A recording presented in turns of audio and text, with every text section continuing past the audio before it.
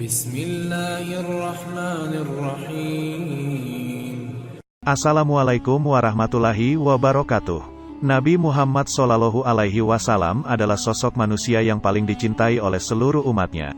Namun tidak hanya di kalangan umatnya saja, keluarga dan para sahabatnya pun sangat mencintai beliau. Sebagai sahabat yang hidup sezaman dengan Nabi dan menjalani hari-hari bersama Nabi, tentunya sifat dan karakter seorang sahabat Nabi pun tidaklah jauh berbeda dengan akhlak mulia Nabi itu sendiri. Meneladani sosok para sahabat Nabi pastilah sangat baik karena mereka juga dikenal mempunyai suri tauladan yang baik dan patut dicontoh bagi generasi berikutnya terutama umat muslim. Sebenarnya masih ada banyak lagi sosok sahabat Nabi yang memiliki kepribadian dan akhlak yang baik yang dapat dijadikan contoh bagi generasi umat muslim di masa kini dan mendatang, supaya turut memberikan dampak positif dan menginspirasi umat manusia di seluruh dunia dalam menjalankan kebaikan.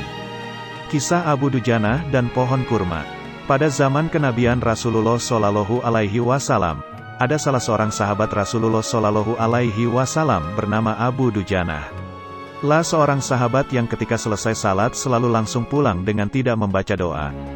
Ia pun tidak menunggu agar Rasulullah SAW selesai membaca doa beliau terlebih dahulu. Perilaku Abu Dujanah ini pun kemudian dirasakan oleh Rasulullah SAW, sehingga suatu saat beliau bertanya ke Abu Dujanah, "Apa yang menyebabkan engkau berperilaku demikian, wahai Abu Dujanah?" Abu Dujanah selanjutnya menjawab, "Ini karena ada pohon kurma yang menjuntai di pekaranganku. Pohon ini bukan milikku, jadi aku buru-buru membersihkannya dan kurma itu aku serahkan kepada pemiliknya, yakni tetanggaku, dikenal sebagai seorang yang munafik. Aku melakukannya tanpa sedikit pun diberi dan mengharapkan imbalan.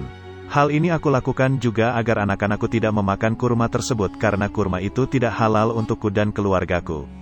Tetapi suatu ketika aku jumpai anakku sudah lebih dahulu bangun dan kulihat dia tengah memakan kurma tersebut.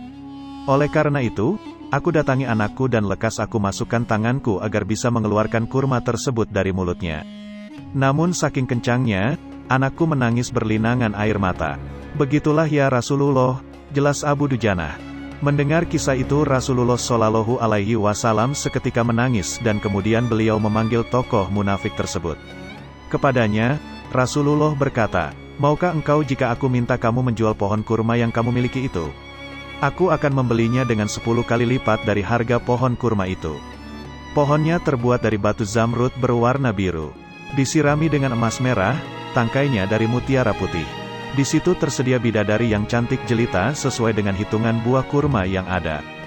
Begitu tawaran Nabi SAW, namun lelaki yang dikenal sebagai seorang penjual yang munafik ini lantas menjawab dengan tegas, "Aku tak pernah berdagang dengan memakai sistem jatuh tempo. Aku tidak mau menjual apapun kecuali dengan uang kontan dan tidak pakai janji." Di tengah proses itu, tiba-tiba Sayyidina Abu Bakar As-Siddiq datang. Ia lantas berkata, "Ya sudah, aku beli dengan 10 kali lipat dari harga kurma yang paling bagus di kota ini." Mendengar ini, orang munafik tersebut berkata kegirangan, "Baiklah, aku jual pohon ini." Setelah sepakat, Abu Bakar segera menyerahkan pohon kurma kepada Abu Dujanah pada saat itu juga. Rasulullah SAW kemudian bersabda, "Hai Abu Bakar, aku yang menanggung gantinya untukmu." Mendengar sabda Nabi ini, Sayyidina Abu Bakar merespon dengan bergembira bukan main. Begitu pula Abu Dujanah. Si munafik berjalan mendatangi istrinya, lalu mengisahkan kisah yang baru saja terjadi pada hari itu. "Aku telah mendapat untung banyak hari ini. Aku mendapat 10 pohon kurma yang lebih bagus. Padahal kurma yang aku jual itu tidaklah berpindah dan masih tetap di pekarangan rumahku. Aku tetap yang akan memakannya lebih dahulu lalu buah-buahnya pun tidak akan pernah aku berikan kepada tetangga kita itu sedikitpun." Pada malam harinya, saat si munafik tidur terjadi peristiwa yang tak diduga. Pohon kurma yang berada di pekarangan rumah si munafik itu tiba-tiba berpindah posisi. Pohon kurma itu kini berdiri di atas tanah milik Abu Dujanah. Seolah-olah tak pernah sekalipun tampak pohon tersebut tumbuh di atas tanah si munafik dan berpindah dengan bantuan tangan manusia ke pekarangan Abu Dujanah. Tempat asal pohon itu tumbuh diketahui rata dengan tanah seperti tanah rata yang normal. Saat terbangun pagi harinya, si munafik keheranan. Kisah ini dapat dijadikan sebagai pelajaran bagi kita, yakni betapa hati-hatinya sahabat Rasulullah SAW. Abu Dujanah, menjaga diri dan keluarganya dari makanan yang haram. Sesulit dan seberat apapun hidup, seseorang tidak boleh memakan makanan untuk dirinya sendiri dan keluarganya dari barang haram. Kisah Abu Dujanah dalam Perang Uhud. Berbagai kisah menarik tentang Perang Uhud banyak diketahui melalui sederet riwayat yang disampaikan. Salah satu yang cukup terkenal adalah kisah duel antara sahabat Rasulullah Shallallahu Alaihi Wasallam, yaitu Abu Dujanah Simak bin Harasya, dengan seorang pasukan kafir Quraisy yang memiliki tubuh sangat kekar dan kuat. Beberapa saat setelah prajurit Muslim bersiaga pada posnya masing-masing untuk menghadapi pasukan kafir Quraisy pada Perang Uhud, Rasulullah Shallallahu Alaihi Wasallam tiba-tiba menghunuskan pedangnya dan menawarkan pada sahabat yang ingin menunaikan hak pedang itu dalam Perang Uhud. Rasulullah Shallallahu Alaihi Wasallam dalam Perang Uhud pernah memegang pedang dan berkata, "Siapa yang mau memberikan haknya Allah dan Rasulullah di pedang ini?" Para prajurit pun ramai-ramai merespons seruan Rasulullah Shallallahu Alaihi Wasallam itu. Setiap mereka berharap bisa menggunakan pedang tersebut. Akan tetapi, rupanya Rasulullah Shallallahu Alaihi Wasallam mengetahui seseorang yang lebih tepat untuk menyandang pedang itu. Maka Hamzah berdiri dan berkata, "Saya ya Rasulullah." Namun Rasulullah tak memberikan pedang itu. Lalu Rasulullah kembali bertanya hal yang sama. Kali ini, Ali bin Abi Thalib berdiri dan hendak mengambil pedang tersebut. Lagi-lagi Rasulullah Shallallahu Alaihi Wasallam menariknya dan tak memberikan kepada Ali. Hingga pada pertanyaan yang ketiga, maka berdiri sahabat Rasulullah Shallallahu Alaihi Wasallam, Mikdad yang disebut memiliki kekuatan 1000 pasukan. Saat Mikdad berdiri, Rasulullah Shallallahu Alaihi Wasallam juga tak menyerahkan pedang tersebut. Pertanyaan yang sama pun dilontarkan hingga kali keempat. Ketika Rasulullah sedang melayangkan pedangnya ke arah pasukan Muslim, salah satu sahabat, yaitu Abu Dujanah, tiba-tiba maju dan bertanya kepada Rasulullah tentang hak pedang itu. Abu Dujanah Simak bin Harasya berdiri dan bertanya, "Ya Rasulullah, apa haknya Allah dan Rasulullah di pedang itu?" Rasulullah pun menjawab pertanyaan Dujanah itu. Rasulullah Shallallahu Alaihi Wasallam menjelaskan kepada Dujanah, bahwa ia dapat menunaikan hak pedang itu untuk digunakan menyerang musuh sampai pedang itu bengkok.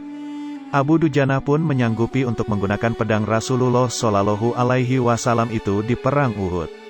Maka Rasulullah berkata, "Engkau mengambilnya dan hantamkan dia ke musuhmu sampai pedang ini bengkok." Lalu Abu Dujanah Simak bin Harasya berkata, "Baik Rasulullah, saya akan berikan haknya. Kasih saya pedangnya." Lalu Rasulullah menyerahkan pedang itu kepada Abu Dujanah karena Rasulullah sebelumnya memang menginginkan para sahabat bertanya terlebih dulu tentang apa hak pedang tersebut. Sosok Abu Dujanah adalah seorang prajurit pemberani yang sangat tangguh di medan pertempuran. Abu Dujanah memiliki sehelai ikat kepala berwarna merah yang selalu dikenakannya dalam pertempuran. Setelah Abu Dujanah menerima pedang dari tangan Rasulullah Shallallahu Alaihi Wasallam, Abu Dujanah langsung mengeluarkan ikat kepalanya yang terkenal itu dan kemudian mengikatnya kuat-kuat di kepalanya. Ikat kepala berwarna merah dipakainya, yang artinya siap mati. Kemudian Abu Dujanah mengayunkan pedang itu di hadapan musuh dan orang Quraisy sebelum perang dimulai. Lalu Rasulullah Shallallahu Alaihi Wasallam berkata, "Sungguh perilaku Abu Dujanah dibenci Allah. Itu perilaku sombong, kecuali di medan perang kalian boleh tunjukkan kemampuan kalian." Kemudian Abu Dujanah itu pun memegang pedang tersebut. Tak ada seorang pun bisa menghentikannya maju di medan pertempuran. Dalam Perang Uhud, Abu Dujanah bertempur dengan gagah berani.